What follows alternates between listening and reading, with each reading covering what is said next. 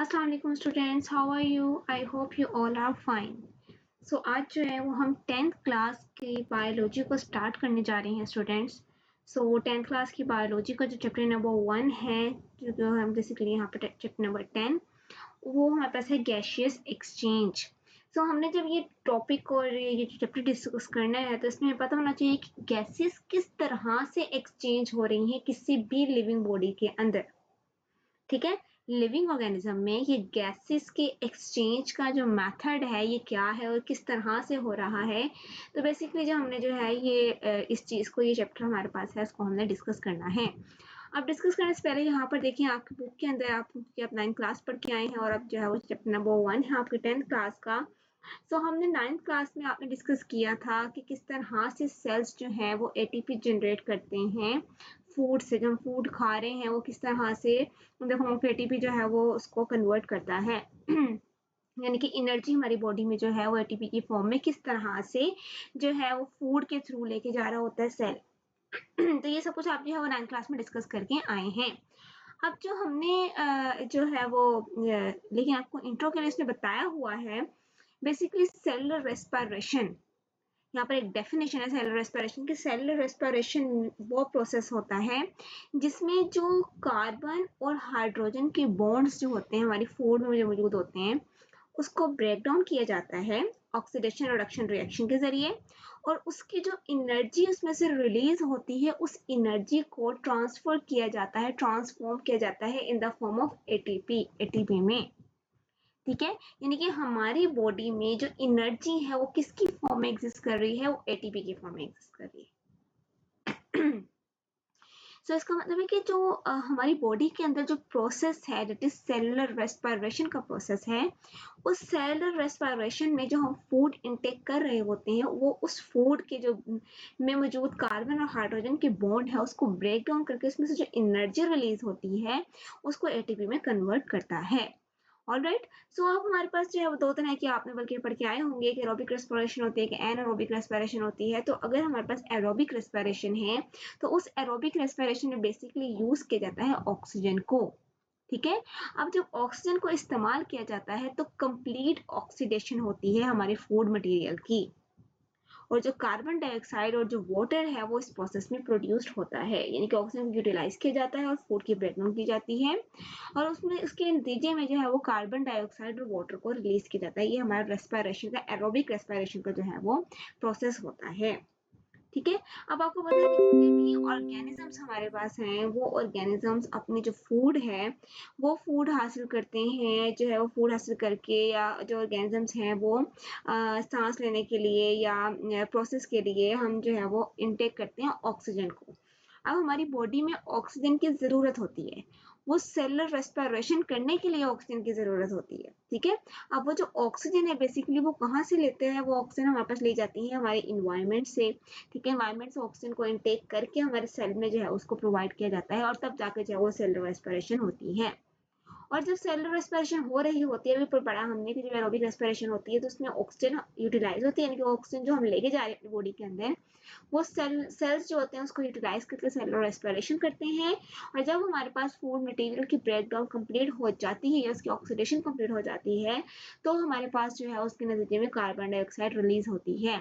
तो उस carbon dioxide को जो है वो सेल रिलीज करते हैं और फिर हमारी बॉडी से वो बाहर चली जाती है। स्टूडेंट्स, ये तो आप बेसिक कॉन्सेप्ट है जो आप 9th क्लास में भी पढ़ के आए हैं, लेकिन यहाँ पर क्विक रिवीजन है क्योंकि हमारा चैप्टर ही गैसियस एक्सचेंज से रिलेटेड है।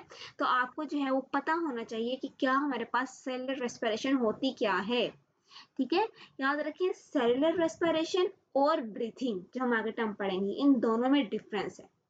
दोनों टर्म्स जो हैं वो रिलेट तो कर रही हैं लेकिन दोनों टर्म्स डिफरेंट हैं। ये शॉर्ट क्वेश्चन भी आ जाता है कि what is the difference between cellular respiration and breathing. Alright students, तो अब हमारे पास ये चैप्टर है गैसेस एक्सचेंज का। तो गैसेस एक्सचेंज आपको टर्म से ही पता लग रहा होगा कि गैसेस, दो गैसेस इन्वॉल्व होती हैं, एक ऑक्सीजन है जो कि हम इनटेक करते हैं और दूसरी गैस होती है कार्बन डाइऑक्साइड जो कि हम रिलीज करते हैं। तो ऑक्सीजन का इनटेक होना और कार्बन डाइऑक्साइड का बाहर जाना, रिलीज आउट होना, गिव आउट होना, ये हमारे पास जो है टर्म वो गैसेस एक्सचेंज में आती है। ऑलराइट, लेकिन गैसेज एक्सचेंज की यहाँ पर डेफिनेशन लिखी हुई है, taking in oxygen and giving out of carbon dioxide is termed as the gases exchange.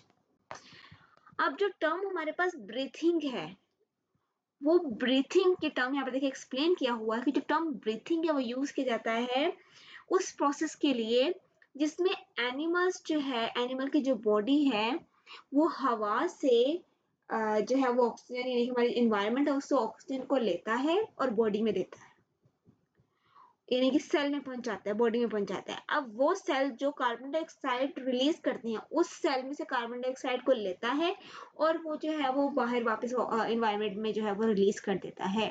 तो ये बेसिकली ब्रीथिंग की टर्म है।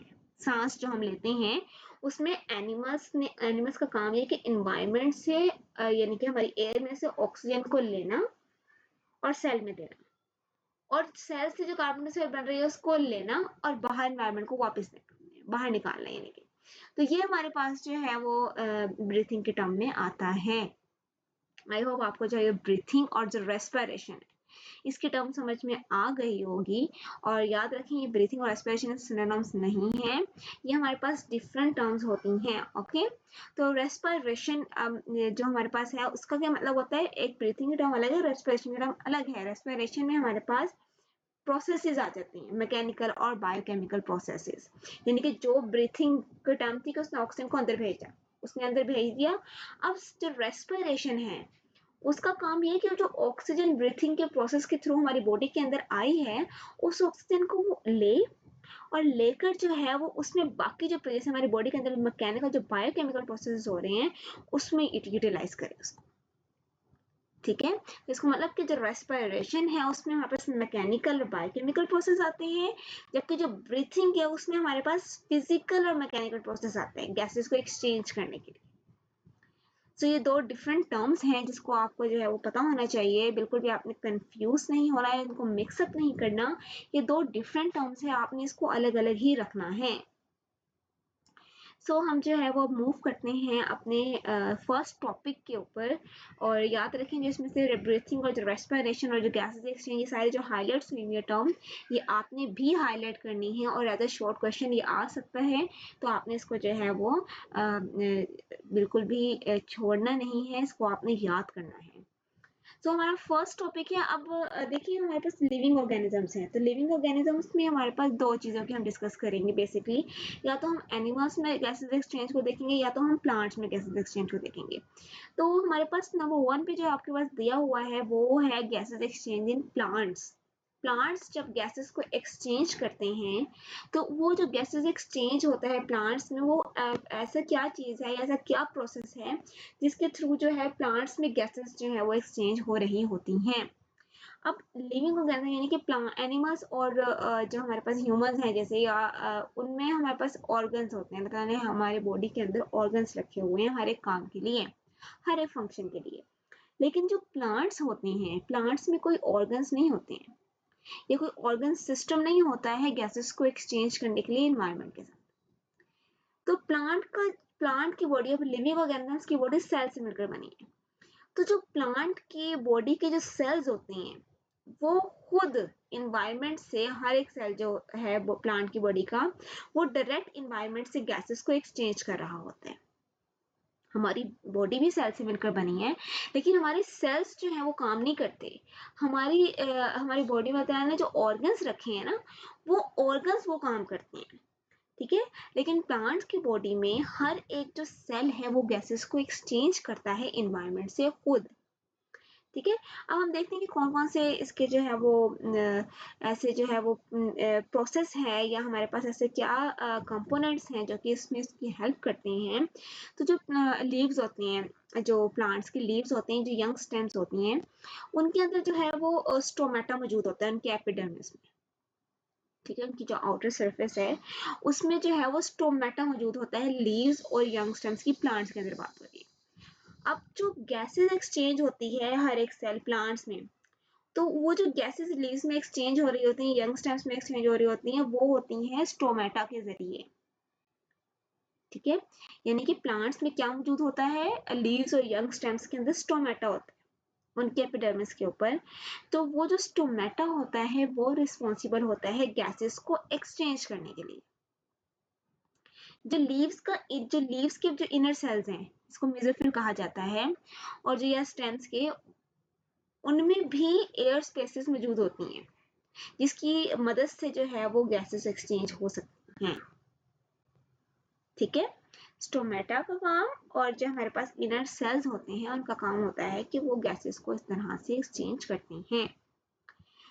तो ये देखेंगे यहाँ पर ये एक फिगर बनी हुई 10.1, इसमें आपको जो लीव्स के अंदर जो है वो लीफ के अंदर गैसेस एक्सचेंज किस तरह से हो रही होती हैं। सो ये देखें यहाँ पर ये आपको नजर आ रही है, ये जो इमेज नजर आ रही है आपको, ये लीव है। ठीक है, अब ये हमारे पास जो है ये इसकी आउटर सरफेस है, क्यूटिकल का नाम दिया जाता है। उससे जो इनर, अब यहाँ पर अपर एपिडर्मिस है। ठीक है, दो एपिडर्मिस होते हैं, एक अपर और एक लोअर। तो ये हमारे पास लीफ की जो अपर एपिडर्मिस है, बीच में जो ये मेसोफिल सेल्स मौजूद होते हैं। ठीक है, अब यहाँ पर ये अपर है एपिडर्मिस और ये हमारे पास है लोअर एपिडर्मिस। तो जो लोअर एपिडर्मिस है, इस लोअर एपिडर्मिस में जो है वो ये स्टोमेटा, यानी कि अगर हम, क्योंकि एक लीफ की बात हो रही है तो यहाँ पर स्टोमा लिखा हुआ है, सिंगुलर फॉर्म है स्टोमेटा की यहाँ पर। और ये जो इनर मेसोफिल सेल्स होते हैं, ये भी जो है वो इनमें स्पेस मौजूद होती है जिसके थ्रू जो है ये गैसेस को एक्सचेंज करते हैं। ठीक है, अब ये देखिए यहाँ पर ये स्पेस जो है इसके जरिए भी एयर लीव्स कर रही है। और ये जो स्टोमेटा है इसका तो काम ही है कि जो है वो गैसेस को एक्सचेंज करती है। यहाँ पर देखिए यहाँ पर एयर एंटर हो रही है इस तरह से, और यहाँ पर जो है वो एयर बाहर आ रही होती है।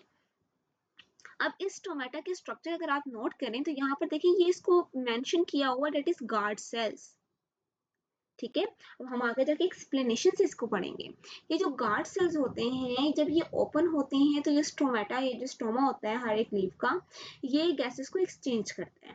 ठीक है, लेकिन जब ये गार्ड सेल बंद हो जाएंगे तो फिर गैसेस यहाँ से एक्सचेंज नहीं हो पाती। तो यहाँ पर देखें, अब लीफ सेल्स की इस कंडीशन में, अब लीफ सेल्स की दो सिचुएशंस होती हैं। लीफ की एक डे टाइम में सिचुएशन अलग होती है और नाइट टाइम में सिचुएशन अलग होती है। ठीक है, तो अब हम पढ़ेंगे प्रोसेस या सिचुएशंस लीफ सेल्स की गैसेस को एक्सचेंज करने की डे में, और फिर हम पढ़ेंगे नाइट में। अब दिन के टाइम क्या होता है कि दिन के टाइम भी जो हमारे पास लीफ के मेसोफिल सेल्स होते हैं, अब ये तो आपने पढ़ा होगा कि प्लांट्स जो है वो फोटोसिंथेसिस का प्रोसेस करते हैं। ठीक है, तो दो प्रोसेस हो रहे होते हैं, एक फोटोसिंथेसिस होता है और एक रेस्पिरेशन होता है। अब रेस्पिरेशन तो एवरी टाइम हो रही होती है प्लांट के अंदर, लेकिन जो हमारे पास फोटोसिंथेसिस का प्रोसेस होता है वो होता है दिन के वक्त। ठीक है, जब दिन के वक्त मेसोफिल सेल्स जो होते हैं लीव्स के, वो फोटोसिंथेसिस कर रहे होते हैं और रेस्पिरेशन, दोनों प्रोसेस साइड बाय साइड चल रहे होते हैं।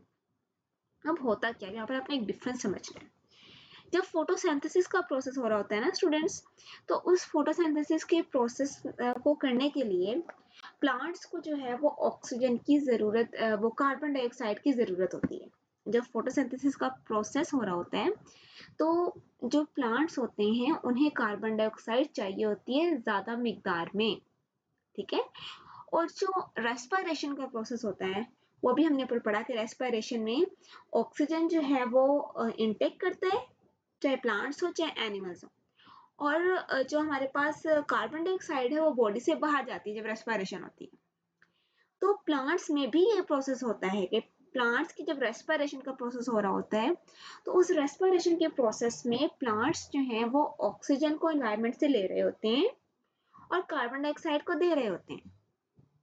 लेकिन क्योंकि दिन के वक्त फोटोसिंथेसिस का प्रोसेस भी प्लांट्स के अंदर हो रहा होता है, तो उन प्लांट्स को जो है वो फोटोसिंथेसिस करने के लिए कार्बन डाइऑक्साइड चाहिए होती है। अब वो जो प्लांट्स हैं, अब जब वो कार्बन डाइऑक्साइड को रिलीज करते हैं रेस्पिरेशन के दौरान, तो वो रिलीज करने के दौरान जब ये रेस्पिरेशन, जो कार्बन डाइऑक्साइड है वो इन्वायरमेंट में जाने की बजाय वो कार्बन डाइऑक्साइड जो है वो फोटोसिंथेसिस के प्रोसेस में यूटिलाइज होना स्टार्ट हो जाती है। ऑलराइट, या ध्यान से जरा सुनना है। अब जब वो यूटिलाइज होना स्टार्ट हो जाएगी उसके अंदर, तो हमारे पास होगा क्या कि जब जो हमारे पास फोटोसिंथेसिस का प्रोसेस हो रहा होता है, तो उस प्रोसेस में जो कार्बन डाइऑक्साइड है वो कार्बन डाइऑक्साइड यूटिलाइज हो जाती है रेस्पिरेशन के प्रोसेस से जो निकल रही होती है। लेकिन फोटोसिंथेसिस के प्रोसेस में कार्बन डाइऑक्साइड की अमाउंट, यानी कि जो मिकदार है वो ज्यादा चाहिए होती है। तो प्लांट्स क्या करते हैं कि उस कार्बन डाइऑक्साइड को तो यूटिलाइज कर रहे होते हैं जो रेस्पिरेशन के प्रोसेस के थ्रू निकल रही होती है, लेकिन इसके अलावा इन्वायरमेंट से भी कार्बन डाइऑक्साइड लेना शुरू कर देते हैं। तो इसलिए हम कहते हैं कि जो प्लांट्स होते हैं वो कार्बन डाइऑक्साइड को लेते हैं और ऑक्सीजन को देते हैं दिन के वक्त। उसकी रीजन यही होती है कि जो प्लांट्स होते हैं, आप देखिए जब फोटोसिंथेसिस का प्रोसेस हो रहा है तो इस प्रोसेस के दौरान ऑक्सीजन जो है वो ज्यादा अमाउंट में रिलीज होती है। अब वो ऑक्सीजन रेस्पिरेशन में कुछ हद तक तो यूटिलाइज हो जाएगी, लेकिन जो बाकी एक्स्ट्रा ऑक्सीजन होती है वो इन्वायरमेंट में रिलीज होना स्टार्ट हो जाती है। इसलिए हम कहते हैं कि प्लांट्स ऑक्सीजन को रिलीज करते हैं और कार्बन डाइऑक्साइड को इनटेक करते हैं, उसकी रीजन ये है। ऑलराइट, सो आई होप कि अभी तक जो आपको कॉन्सेप्ट था इस चीज को लेकर वो क्लियर हो गया होगा, आपको कंफ्यूजन नहीं होगी किसी भी किस्म की। तो ये हमारे पास था दिन का वक्त, यानी कि ड्यूरिंग डे टाइम। लेकिन अगर हम ड्यूरिंग नाइट टाइम देखें तो नाइट में, रात में, क्योंकि सनलाइट मौजूद नहीं होती, रोशनी नहीं होती दिन की, तो फोटोसिंथेसिस का जो प्रोसेस होता है वो रुक जाता है। ठीक है, जब फोटोसिंथेसिस का प्रोसेस रुक जाएगा तो जो लीव सेल्स होते हैं वो, अब देखिए रेस्पिरेशन के लिए ऑक्सीजन तो वो ले रहे थे, लेकिन वो इन्वायरमेंट से नहीं ले रहे थे, जो फोटोसिंथेसिस के नतीजे में रिलीज हो रही थी उसी को यूटिलाइज कर रहे थे। लेकिन अब जब फोटोसिंथेसिस का प्रोसेस नहीं होगा तो वो जो इन्वायरमेंट से ऑक्सीजन है वो दोबारा लेना स्टार्ट कर देते हैं लीव सेल्स, और जो स्टोमेटा के थ्रू जो कार्बन डाइऑक्साइड है वो रिलीज करना स्टार्ट कर देते हैं।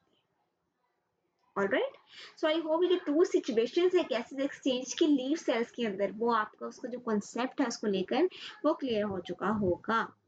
ठीक है, तो अब हम जो है वो वुडी स्टेम में जो है वो देखते हैं कि किस तरह से, अब हमने ये पढ़ा लीव्स में और यंग स्टेम्स में। अब अगर हम वुडी स्टेम्स की बात करें कि प्लांट्स की जो वुडी स्टेम्स होती हैं और जो मेच्योर रूट्स हो गई होती हैं, तो उनकी जो सरफेस होती है वो बार्क से जो है वो कवर हुई होती है। ठीक है, और जो है वो गैसेस और जो वाटर के लिए वो बहुत इम्प्रीवियस हो जाती है। तो कुछ सर्टेन पोर्स होते हैं, उनकी जो बार्क है ऊपर उसकी लेयर में कुछ पोर्स मौजूद होते हैं, उन पोर्स को नाम दिया जाता है लेंटिसेल्स का। ठीक है, अभी जो लेंटिसेल्स हैं वो लेंटिसेल्स अलाउ करते हैं एयर को कि वो इसमें से पास हो जाए। तो इसका मतलब कि जो वुडी स्टेम्स और जो मेच्योर रूट्स होती हैं वो गैसेस को एक्सचेंज किस तरह से करती हैं, वो थ्रू लेंटिसेल्स करती हैं। ठीक है, अब जो गैसेस होती हैं वो डिफ्यूज होती हैं और इन और out of the general surface जो यंग रूट्स की होती हैं उसमें से गैसेस, अब यंग रूट्स भी हैं, एक तो हमारे मेच्योर रूट्स है ना, अब यंग रूट्स में से जो गैसेस एक्सचेंज है वो डिफ्यूजन के प्रोसेस के तहत होती है। डिफ्यूजन का प्रोसेस आपने पढ़ा हुआ है, ठीक है, या अगर आप नहीं पढ़ा तो आप इसको केमिस्ट्री के अंदर डिस्कस करेंगे कि डिफ्यूजन का प्रोसेस होता क्या है। सो डिफ्यूजन के प्रोसेस के थ्रू यंग रूट्स में से गैसेस एक्सचेंज होती हैं। तो गैसेस जो है वो हमारी सॉइल में भी मौजूद यानी कि मौजूद होती हैं, तो सराउंड जो कि हमारे रूट्स को सराउंड किए होती हैं, घेरी हुई होती हैं, तो उसके जरिए जो है वो गैसेस जो है वो डिफ्यूजन के प्रोसेस के थ्रू यंग रूट्स में चली जाती हैं, यानी गैसेस एक्सचेंज हो जाती हैं। अब जो इक्वेटिक प्लांट्स भी होते हैं, इक्वेटिक प्लांट्स क्या करते हैं कि जो वाटर में ऑक्सीजन डिजोल्व हुई होती है वो उस ऑक्सीजन को यूटिलाइज करते हैं, इनटेक करते हैं, और कार्बन डाइऑक्साइड जो है वाटर में वो दे देते हैं।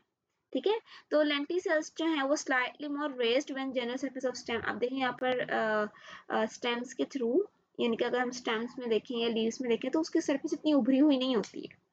इस तरह से अगर आपने लीफ की कभी यानी कि लीफ की अगर आपने सरफेस नोट की हो तो वो डिफरेंट होती है, उभरी हुई नहीं होती, आपको पता नहीं लग रहा होता। लेकिन अगर आप जो वो देखते हैं ना, नेचुरल रूट्स देखते हैं, जो वुडी स्टेम्स देखते हैं आप प्लांट्स की, तो उसकी सरफेस उभरी हुई होती है इस तरह से जो आपको नजर आ रही है। ठीक है, तो ये बेसिकली जो हमारे पास है लेंटिसेल्स होते हैं जो कि स्टेम में मौजूद होते हैं, उसको जो इंटरनल व्यू है लेंटिसेल्स को इस तरह से आपको दिखाया हुआ है। ऑलराइट स्टूडेंट्स, सो ये हमारे पास जो हमने आज पढ़ा है वो हमने गैसेस एक्सचेंज को देखा है प्लांट्स के अंदर। अब नेक्स्ट टाइम जो है वो हम गैसेस एक्सचेंज डिस्कस करेंगे ह्यूमंस के अंदर। ऑलराइट, सो आप जो है वो, अगर आपने अभी तक मेरा चैनल सब्सक्राइब नहीं किया है तो आप सब्सक्राइब करें, और अपने बाकी स्टूडेंट, बाकी को जो हमारे आपके फ्रेंड्स हैं, जितने भी आपके जानने वाले हैं, कोई रिलेटिव्स हैं, तो आप उनको भेजें और जो है मेरे चैनल सब्सक्राइब करवाएं और डेली बेसिस पे जो है वो लेक्चर रिलीज जो है वो अटेंड करें। ठीक है। सो आप अपना ख्याल रखें, कोई भी क्वेश्चन है तो आप कमेंट सेक्शन में मुझसे पूछ सकते हैं। हम मिलते हैं अपने नेक्स्ट लेक्चर में, जब तक के लिए अल्लाह हाफिज़।